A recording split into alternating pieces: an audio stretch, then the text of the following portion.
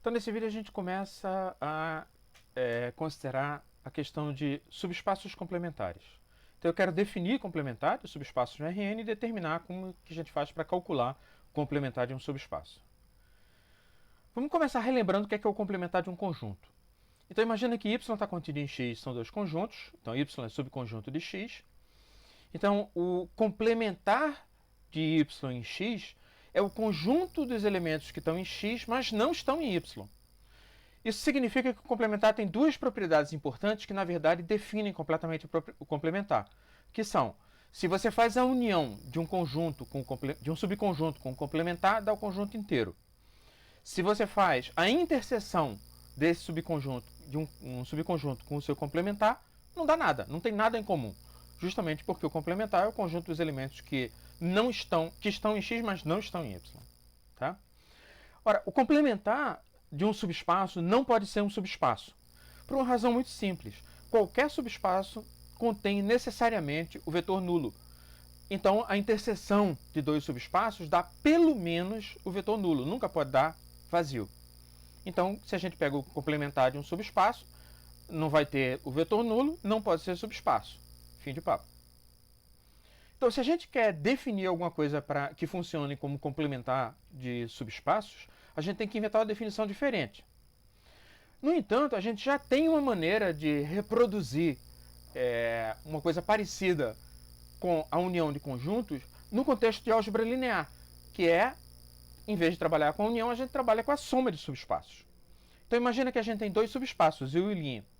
A gente vai dizer que eles são complementares se a soma deles dá o Rn inteiro e a interseção deles é zero. E se você lembra, isso foi exatamente o que a gente viu no vídeo anterior, na definição de soma direta. Então, o que a gente está dizendo é que dois subespaços são complementares se a soma direta deles é Rn. E com isso a gente está dizendo que, em particular, a interseção dos dois subespaços tem que ser zero. Nesse caso, a gente também se refere a U' como um complementar de U. E note o uso do artigo indefinido, um complementar. É muito importante você lembrar disso, porque, na verdade, existem infinitos complementares para cada subespaço. Por exemplo, pega uma reta no plano, chama isso de U, esse é um subespaço. Se eu pegar uma reta qualquer diferente dessa, essa reta é um complementar de U. Por quê? Porque se eu juntar os vetores de U com os vetores de U' e pegar o subespaço gerado por isso, ou seja, se eu pegar a soma, o que eu tenho é o plano inteiro. E a interseção dessas duas retas é somente a origem. E isso vale naturalmente para qualquer outra reta que eu pegar. O duas linhas é um complementar de U, o três linhas também é um complementar de U e assim por diante. Então, de fato, para o mesmo subespaço eu tenho sempre infinitos complementares. Tá? Com uma exceção. Como é que a gente faz para calcular o complementar? Na verdade, é uma coisa que a gente é reformular uma coisa que a gente já aprendeu a fazer antes. Então, suponhamos que a gente tem uma base para o subespaço que a gente quer achar o complementar. Então, digamos que beta, o 1 até o k, é uma base desse subespaço U que a gente quer achar o complementar. Aí a gente completa beta para uma base do Rn. Então, a gente acrescenta vetores wk mais 1 até wn para completar a base beta para uma base beta', que é uma base do Rn. A afirmação que a gente quer mostrar é que o subespaço gerado por esses vetores que a gente acrescentou é uma complementar de U. Em outras palavras, a gente precisa mostrar que a soma é direta, ou seja, que U mais W dá o Rn inteiro e U interseção W dá zero. Então vamos provar que a soma U mais W dá realmente o Rn inteiro. Então o que foi que a gente fez? A gente começou no slide anterior com uma base U1UK de U.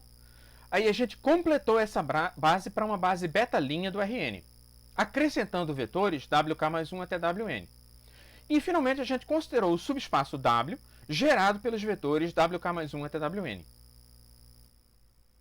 Mas isso significa que se a gente pegar os geradores de U e os geradores de, na verdade, uma base de U, uma base de W, que são conjuntos de geradores para U e W, e juntar tudo, a gente viu no segundo vídeo dessa semana que o que isso produz é um conjunto de geradores para U mais W.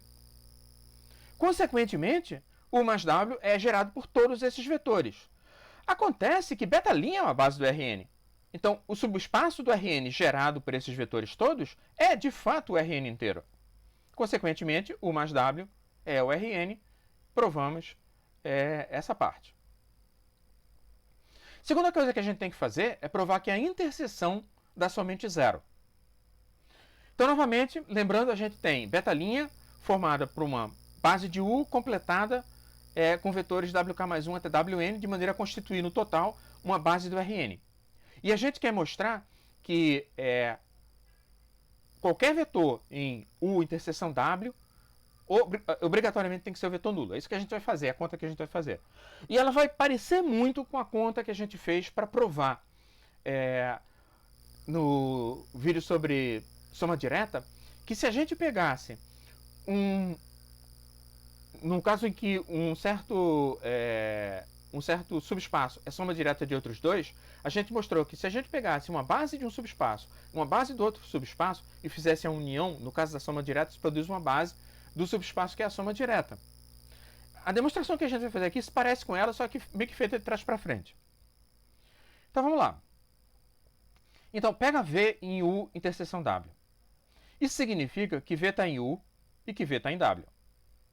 Se V está em U, eu posso escrever como combinação linear dos vetores da base de U, U1 até o K. Se V está em W, eu posso escrever V como combinação linear dos vetores WK mais 1 até Wn, que formam a base de W. É um conjunto de geradores, mas na verdade é uma base, porque eles são linearmente independentes, já que fazem parte de uma base do Rn. Tá. Então, daí a gente tira que se a gente fizer a diferença de um para o outro, o que isso dá é V menos V, ou seja, dá zero. Então, o que a gente descobriu é que a combinação linear, se você pega uma combinação linear desses vetores, U1 até Wn, usando as duas combinações lineares que definiam V, a gente construiu uma combinação linear dos vetores 1 até o K, WK mais 1 até Wn, que dá zero. Mas esses vetores, por hipótese, por construção do beta', formam uma base do Rn.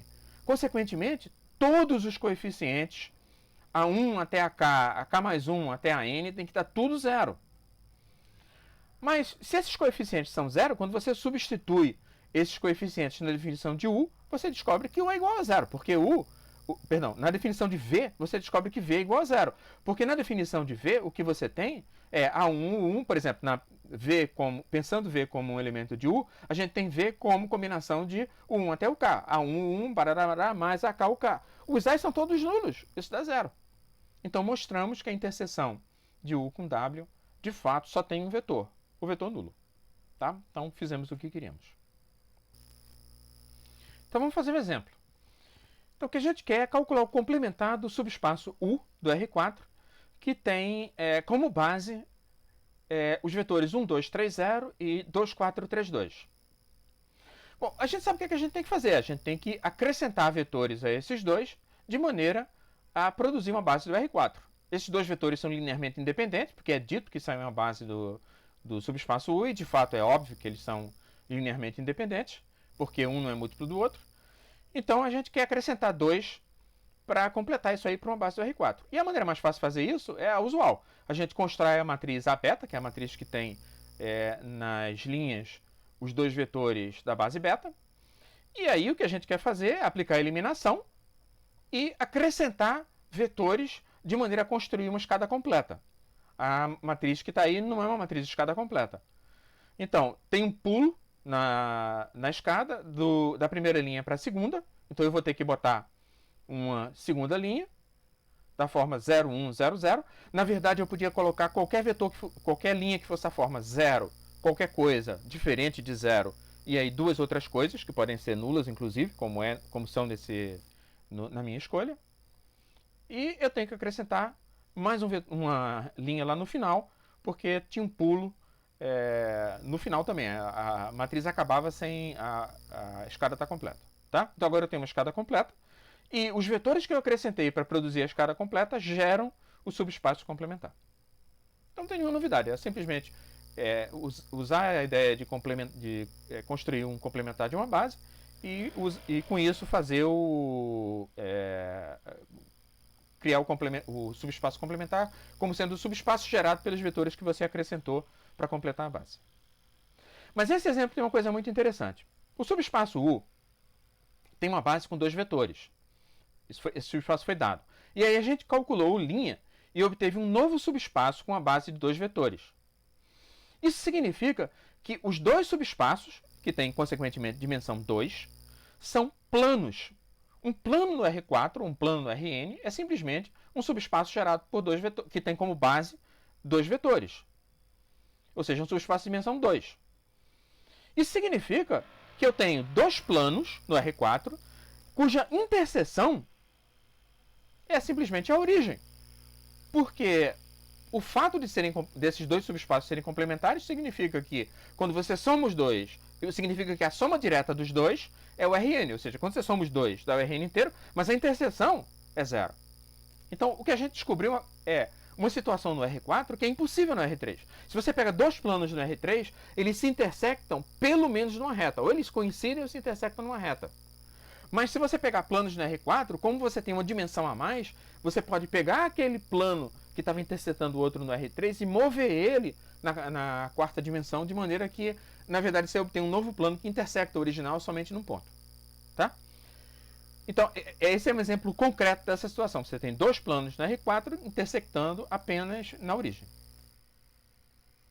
No próximo vídeo, a gente vai falar sobre um caso especial do complementar, chamado de complemento ortogonal.